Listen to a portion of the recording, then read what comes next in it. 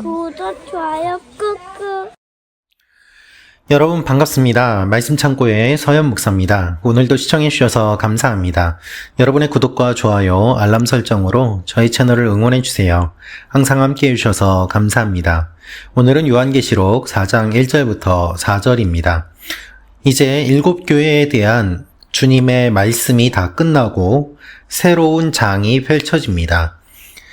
요한이 하나님의 영광을 바라보게 되고 그가 하늘의 보좌를 바라보는 그 일들이 이제 시작이 됩니다. 특별히 4장부터는 여러 가지 환상과 또한 상징적인 표현들이 많이 등장하기 때문에 우리가 묵상하기 어려운 부분이 이제부터 시작되기도 합니다. 그래서 많은 경우에 요한계시록 3장까지는 잘 알지만 4장부터 나오는 이야기들을 우리가 살펴보기가 어려운데요. 오늘 4장 1절부터 4절 말씀을 통해서 우리에게 주시는 하나님의 마음을 함께 묵상해 보기 원합니다. 1절부터 말씀입니다. 이 일 후에 내가 보았습니다. 보십시오. 하늘에 열린 문이 있고 전에 내가 들은 그 음성, 곧 나팔 소리같이 나에게 들린 음성이 말했습니다. 이리로 올라오너라. 그러면 내가 이후에 마땅히 될 일들을 내게 보여주겠다. 나는 순식간에 성령에 사로잡히게 됐습니다. 보십시오. 하늘에 보좌가 있는데 그 위에 누군가 앉아 계셨습니다. 그 앉으신 이는 벽옥과 홍옥 같고 무지개가 보좌를 둘러싸고 있는데 그 모습이 에메랄드 같았습니다. 또 보좌 둘레에는 24개의 보좌가 있고 그 보좌에는 24명의 장로가 흰 옷을 입고 머리에 금 면류관을 쓰고 앉아 있었습니다. 여러분, 오늘 말씀은 이제 하나님의 보좌가 등장을 하고 하나님의 영광이 나타나게 됩니다. 오늘 1절부터 4절 말씀은 매우 짧은 말씀이기는 합니다만은 이 말씀을 통해서 우리가 생각해 볼 것들이 있습니다. 여러분, 우리가 믿고 있는 기독교, 또 우리가 신앙생활하고 있는 지금의 교회, 이 우리의 신앙생활, 우리의 교회와 우리의 신앙생활에서 우리가 잊어버린 것이 무엇이 있을까요? 중요한 것이 있는데요. 그것은 무엇인가 하면 바로 상징과 또한 환상이라는 것입니다. 상징과 환상, 이것이 무엇을 의미할까요? 그것은 바로 우리의 상식을 뛰어넘는 것을 의미합니다. 여러분, 기독교 신앙은 상식이 아닙니다. 상식을 뛰어넘는 것입니다. 상식을 뛰어넘는 것이 몰상식이라는 이야기가 아닙니다. 그러나 기독교가 욕을 먹는 이유는 몰상식하기 때문에 욕을 먹는 것이죠. 상식을 뛰어넘는 것, 그것이 우리가 믿는 기독교의 핵심입니다. 그리고 그 핵심 중의 핵심은 바로 무엇인가 하면 상징이요, 또한 상상입니다. 우리는 신앙생활을 하는 가운데 상징과 상상을 많이 잃어버렸습니다. 유진 피터슨도 요한계시록에 대한 책을 쓰면서 바로 그와 같은 이야기를 하였는데요. 우리가 잃어버린 이 상징과 상상이 요한계시록이 우리에게 가르쳐주는 그런 중요한 책임을 이야기를 하고 있습니다. 우리가 기독교 신앙을 믿고 또 교회 생활을 하면서 설교를 들으면서 우리는 도덕적이 되어버렸습니다. 착하게 살아야 됩니다. 바르게 살아야 됩니다. 뭘 해야 됩니다. 결국 어디에서도 들을 수 있는 자기 개발과 일반적인 상식적인 이야기들을 하면서 기독교가 아니라도 어떤 유명한 강사가 인간관계나 또는 자기 개발이나 도덕적인 이야기들을 하는, 또 잠깐의 감명을 주는 그런 이야기들을 하는 것과 별로 차이가 없는 그런 것들로 우리의 마음을 채우고 교회를 채우고 강단을 채우는 일들이 너무 많아지게 된 것입니다. 우리의 신앙이 상식적인 수준에 머물게 되었습니다. 신앙생활을 하면서 감동이 없고 놀람이 없는 가운데 무덤덤하게 신앙생활을 하는 경우가 얼마나 많이 있습니까? 그렇게 되면 하늘의 것을 보지 못하고 땅의 것만 보게 됩니다. 감동과 감탄이 없고, 그리고 그 감동과 감탄이 없는 채 신앙생활을 한다면 그것은 진정한 하나님께서 우리에게 원하시는 모습이 아니라 우리가 놓치는 많은 부분들이 있음을 주님께서 말씀하고 계시는 것입니다. 우리가 오늘 말씀을 보면 어떠한 내용이 등장합니까? 하나님의 보좌가 등장을 합니다. 그런데 여러분, 어떠한 놀라운 일을 보게 되었을 때 우리가 말로 표현할 수 없는 어떠한 광경을 보거나 그것을 경험하게 되었을 때 우리의 언어가 얼마나 제한적인지 우리는 경험하게 됩니다. 따라서 요한계시록에 기록되어 있는 이것은 사실 요한이 본 것을 다 담을 수도 없고 그리고 다 표현할 수도 없는 가운데서 최선을 다해서 표현한 것임을 우리는 생각해 보아야만 합니다. 너무나도 밝은 빛을 우리가 어떻게 묘사할 수 있겠습니까? 너무나도 장엄한 광경을 우리가 어떻게 묘사할 수 있겠습니까? 그래서 그것을 묘사할 수 있는 것은 결국에는 시적인 언어이고 상징적인 언어가 될 수밖에 없는 것이죠. 이것을 보는 사람이 상상의 나래를 펼침으로 말미암아 그 광경을 떠올릴 수 있게 하기 위한 것입니다.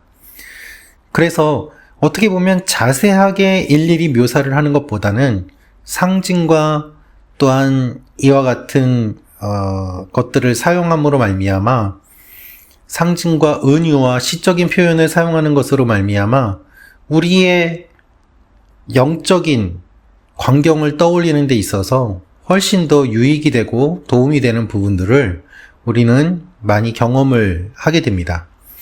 그러나 우리가 신앙생활하면서 이와 같은 것들이 익숙치가 않은 것이죠. 설명해 주거나 또는 다 풀어서 이야기를 해 주거나 내가 상상의 여지나 상징적인 여지, 묵상할 수 있는 여지가 없이 그저 다 풀어서 이야기해 주는 걸로 우리의 마음을 채우고 영혼을 채우려고 하다 보니 우리가 이와 같이 하나님의 위엄을 맛보거나 경험하는 것에 익숙치 않게 되고 또한 이것을 표현하는 것도 제대로 못하는 것을 보게 됩니다. 오늘 1절에 이렇게 기록되어 있습니다. 음성, 나팔 소리같이 나에게 들리는 음성이 말했습니다. 이리로 올라오너라. 그래서 순식간에 성령에 사로잡히고 하늘 보좌를 보게 되는 것을 보게 됩니다. 유체 이탈처럼 영혼이 빠져나와서 하늘로 올라갔다는 이야기가 아니라 그가 환상 가운데 하늘의 보좌를 보았음을 우리가 생각해 보게 되는 것이죠. 여러분, 하늘의 보좌가 있는데 거기에 누가 앉아 있습니다. 누구실까요? 바로 하나님이십니다. 그런데 이 하나님은 어떻게 묘사가 되고 있습니까? 벽옥과 홍옥 같고 무지개가 보좌를 둘러싸고 있는데 그 모습이 에메랄드 같았다라고 되어 있습니다. 여기에 등장하는 보석들을 사실 우리가 제대로 본 적도 없고 이 보석의 색깔을 우리가 제대로 구별하지도 못하는 가운데서 보석이 이렇게 묘사되고 있다는 것은 사실은 하나님의 영광을 나타내는 것이긴 하지만 이것을 우리가 잘 알지 못하기 때문에 제대로 묵상을 못하는 모습이 생기기도 합니다. 벽옥과 홍보석은 하나님의 모양을 의미합니다.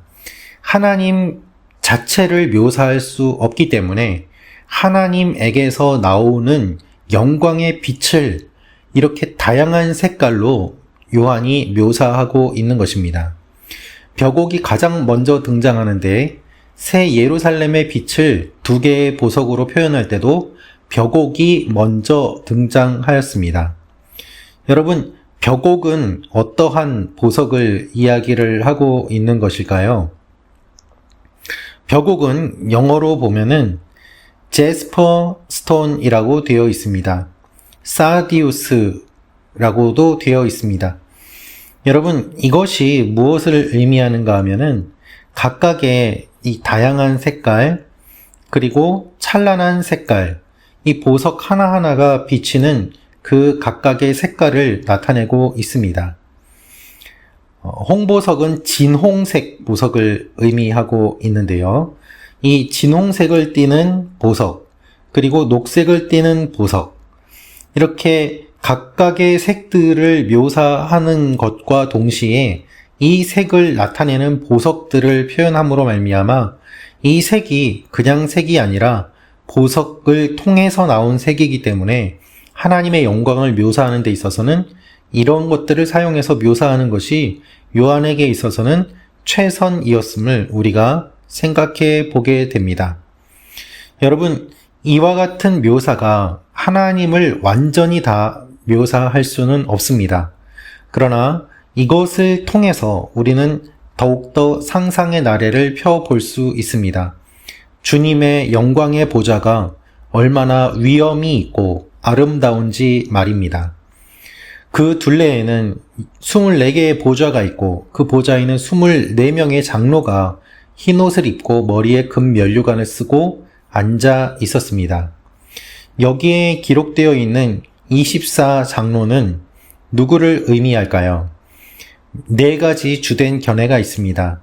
제사장의 24반열 지도자에 대응하는 천사들, 그리고 구약의 12족장과 신약의 12사도를 대표하는 천사들, 12족장과 12사도로 대표되는 구원받은 모든 백성들, 그리고 순교한 성도들, 이와 같은 견해들이 있는데요. 중요한 것은 무엇인가 하면 이 24장로들이 바로 하나님 옆에서 하나님을 섬기고 그리고 주님을 보좌하는 것으로 묘사되고 있다는 것입니다. 요한계시록 전체에서 24라는 숫자가 12족장과 12사도를 가리키는 상징적인 숫자로 자주 등장합니다. 그렇기 때문에 24장로를 구원받은 백성을 대표하는 천사들로 해석하는 것이 바람직하다는 견해가 일반적이기도 합니다. 오늘 말씀을 보면 요한은 하나님의 보좌를 보고 있고 보좌의 둘레에 앉아있는 장로들의 위엄을 보고 있습니다. 이 모습을 먼저 묘사하는 이유는 무엇인가 하면 이제부터 일어날 일들을 누가 주관하시는가를 설명하는 것이죠. 예수 그리스도의 계시지만 그 계시가 구체적으로 진행되는 가운데 하나님의 영광이 드러나게 되고 또한 그것을 실제로 움직이는 장로들과 천사들의 모습들이 이제부터 등장을 하게 됩니다. 사랑하는 말씀 창고 가족 여러분, 우리가 잃어버린 것은 바로 상징과 비유와 상상입니다. 우리가 믿는 믿음은 이 땅의 것만 바라보는 것이 아닙니다. 여러분, 이 땅의 수준으로 예수를 믿는 것이 아니라 하늘의 보좌를 바라보면서 믿음 생활을 하는 것이 하나님께서 원하시는 믿음의 모습입니다. 우리는 이 땅에 살지만 하늘을 바라보며 사는 사람들입니다. 우리가 살아가면서 감동을 경험하거나 감탄할 일이 점점 줄어들고 하나님 앞에서 신앙의 모습도 역시 그러합니다. 하나님을 생각하면서 감동을 받아보시고 감탄하고 하나님의 영광에 압도되신 적이 있습니까? 그것이 우리의 신앙의 핵심임을 우리는 기억해야만 합니다. 우리가 말로 다 할 수 없을 만큼 놀라운 하나님의 영광에 압도되는 경험이 있다면 우리의 신앙은 진정한 하나님을 바라보는 신앙이 될 수 있을 것입니다. 그렇지 않다면 하나님 앞에 우리가 회개하며 주님의 영광을 맛보아 알도록 해달라고 기도해야 할 것입니다. 여러분, 우리는 이 땅에서 살다가 마지막 때에 하나님 앞에 다 서게 되어 있습니다. 그리고 주님 앞에서 주님을 만나는 일이 반드시 일어납니다. 예수를 믿는 사람도 믿지 않는 사람도 마지막 때에는 다 하나님 앞에 서게 되고 심판을 받게 됩니다. 우리는 주님을 사랑하는 사람들이요, 주님의 신부들이요, 주님을 바라보는 사람들입니다. 이 땅의 것만 바라보면서 상식적인 수준으로 신앙생활을 하는 것이 아니라 하나님의 영광을 묵상하며 상징과 비유와 환상을 우리의 마음속에 새롭게 새기고 우리의 신앙을 새롭게 하는 계기가 요한계시록 묵상을 통해서 일어나기를 기도합니다. 기도하겠습니다. 살아계신 아버지 하나님, 우리가 하늘 보좌의 영광을 바라보며 우리가 잃어버린 상징과 은유와 상상을 회복하게 하여 주옵소서. 하나님 산문이 아니라 시로 하나님 앞에 나아가게 하시고 우리의 신앙이 더욱더 넓은 지경으로 나아가도록 주여 우리를 인도하여 주옵소서. 요한이 하늘 보좌를 바라본 것처럼 우리도 이 땅에 있지만 환상 가운데 주님의 영광을 바라보고 주님께서 모든 것을 다스리심을 오늘도 확인하며 나아가는 하나님의 자녀들이 되게 하여 주옵소서. 말씀 참고 가족 여러분 한 분 한 분을 축복하여 주옵소서. 예수님의 이름으로 기도합니다. 아멘.